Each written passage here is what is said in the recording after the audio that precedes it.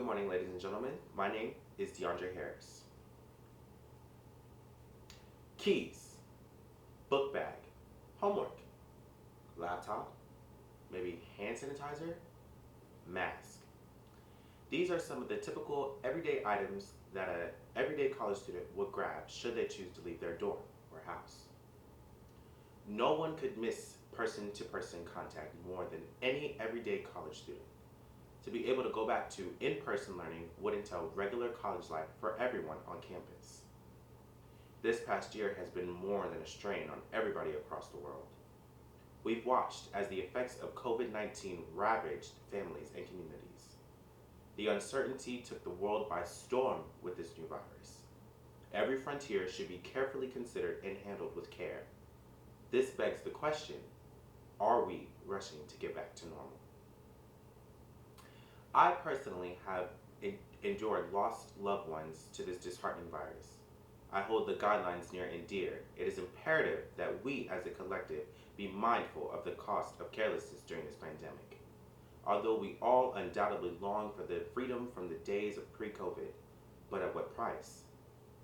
I feel we deserve to go back to normal face-to-face learning environments. However, only when the time is right. This leads to my first point.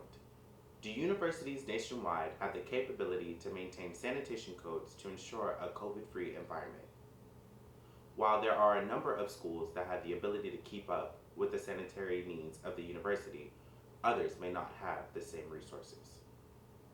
For example, Bethune-Cookman University may not have the same ease as Florida A&M University due to the amount of resources the university has. The ability to maintain the necessary standard of cleanliness for in-person classes to take place may be easier for some universities rather than others. The transmission of COVID-19 varies between different age groups. According to the CDC, in elementary schools, CDC recommends all students remain at least 3 feet apart in classrooms where mask use is universal. Middle school students and high school students should be at least 6 feet apart in communities where transmission is high. This agrees that it would be best to remain in a remote learning environment until it is safe for all age groups to go back to face-to-face contact. In conclusion, we are in charge of our own health and safety. Instead of potentially jeopardizing it, we should carefully weigh our options and intelligently choose the best way to move forward. The transmission of COVID-19 varies between different age groups. There are a number of schools that have the ability to keep up with sanitary needs of the university, while others may not have the same resources. We all deserve to go back to face-to-face contact, including learning environments, professional environments, working environments, even recreationally. However, only when COVID-19 is completely curable.